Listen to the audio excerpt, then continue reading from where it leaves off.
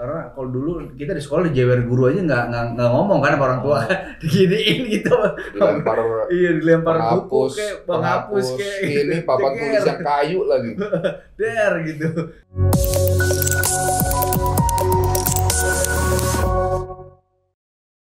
Ini data Excel nih, bikin dashboard, Gantt chart segala macem gitu. Ngapain saya harus pakai Excel, Pak? Saya pakai AI aja, selesai gitu kan. Ini harus pakai Excel, wah itu masih lumayan. Ada yang dikasih kerjaan jam 4, harapannya jam 5 bisa kelar, jam 5 belum kelar, dia memang nggak bisa dikerjain Pak sampai jam 5. Itu kan udah jam pulang gitu.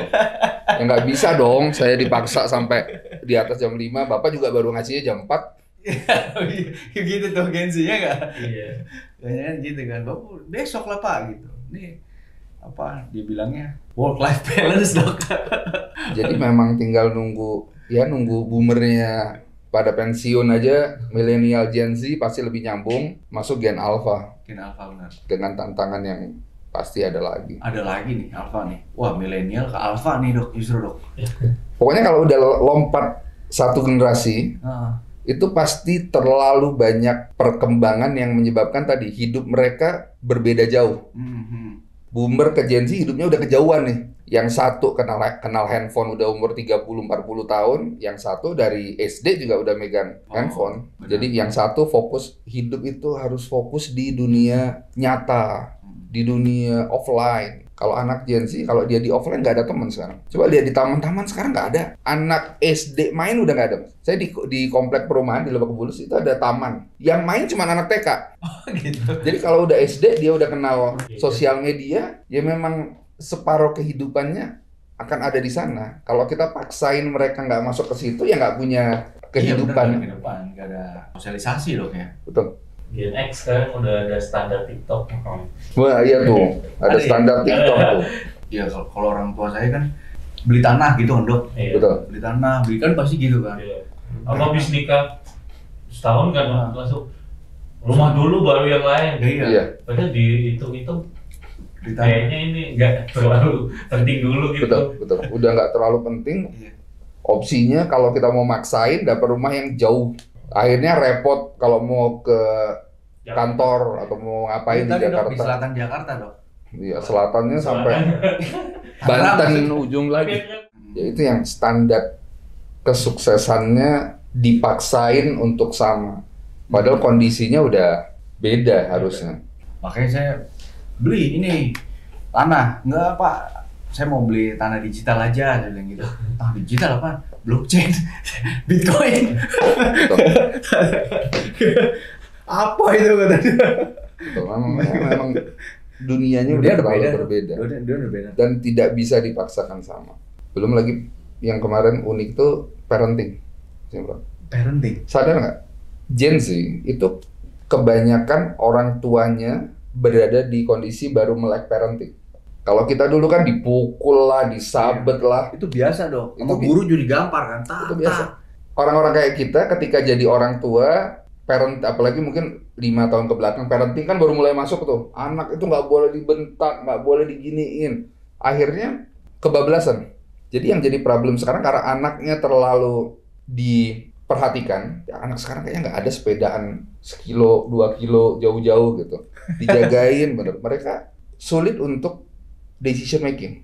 Jadi lebih knowledgeable, tapi untuk skill hidup ya, cara komunikasi, decision making itu di bawah generasi sebelumnya. Karena benar-benar harus gini, semua diatur. Tiap hari jam sekian sampai jam sekian itu kan. Padahal kan nggak harus. Harusnya diatur mungkin yang penting-penting aja, tapi benar-benar nggak usah dijadwalin dari bangun sampai tidur itu. Kalau yang pakai nanny, aku baru punya anak tuh, istriku tuh ya namanya generasi parenting sekarang ya dok, kayak ya ini umur bulan segini tuh harus beratnya segini, betul. beratnya segini. Itu 6 bulan pertama kemarin kayak wah berat banget ini, harus ada patokan gitu. Betul. Karena parenting sekarang itu kan gila, kayak spesifik banget, beratnya segini. Oh Ya. di bulan ketiga sudah bisa ini ya, harus bisa duduk, harus bisa gitu. Terus aku masuk ke dokter anak, katanya apa emang kayak gitu, harusnya emang kalau dulu tuh umur segini bakteri tuh harus masuk, jadi kondisi itu menyesuaikan. Imunnya lebih terbentuk. Nah itu dong, makanya aku nganut yang rebel. Betul. Padahal setiap masalah anak orang tua harus selesaiin ya. Mungkin memang mengarahkan ya. Cuman kan mengarahkan butuh kesabaran. Jadi anaknya ngapain kita kan harusnya mengarahkan tuh pola pikirnya yang dibentuk. Tapi karena tadi ya kebablasan ilmu parenting atau tren parenting yang baru masuk, akhirnya ya udah semua rasanya harus dikontrol. Karena kalau dulu kita di sekolah dijewer guru aja nggak ngomong kan sama orang tua, diginiin gitu. Dilempar Iya, dilempar buku penghapus, kayak penghapus kayak gitu. ini papan tulis yang kayu lagi. Der gitu, nggak ngomong gitu pasti. Betul. Dan itu kan di beberapa case terjadi di anak SMA kan. Anak SMA dihukum gurunya sampai rumah ngadu. Jadinya kan anaknya tidak terbiasa menyelesaikan masalahnya sendiri. Betul, ini dia tadi maksud saya. Harusnya dia Akhirnya kayak kasus anak koas. Oh iya. benar. Yang kemarin. Iya, benar. Karena kalau orang kayak kita gitu ngadu ada masalah di sekolah, di rumah makin dimarahin Habis lagi. malah dong. Makanya kita takut jadi nggak ngadu kan. Jadi akhirnya kita mikir sendiri gimana cara nyelesainnya ya. Nah, itu dia. Jadi sebenarnya orang tua jangan terlalu ikut campur. Biarin dia kadang nyelesain masalah dia sendiri kan. Ya kalaupun mungkin dia akhirnya datang berantem, mungkin cerita berantem gitu. Iya. Ya anak kan 5 tahun cerita berantem sama temennya, ya udah selesaiin sendiri, minta maaf sendiri. Betul. Kita kasih tahu kamu gimana ya, minta maaf. Yang penting udah cerita, betul. biar dia nyelesain sendiri. Cuman kalau orang kebablasan kan, didatengin dong, gitu. Enggak, SD, Betul. SMP, SMA masih aja ada yang begitu. Wah, enaknya kalau punya standar pemikiran yang sama ya, itu lebih nyambung gitu. Oh, ini orang tua kita nyangkai orang tuanya bagaimana kan, ntar dia malah ngadu apa gimana. Tapi kalau aku percayanya ini transisi aja sih, semuanya proses transisi aja. Jadi ya terlalu jauh kan gapnya. Iya. Jadi udah tinggal nunggu waktu aja, termasuk yang tadi ya kesehatan mental, tinggal nunggu waktu aja. Sama kayak cerita gym tadi lah. Oh iya.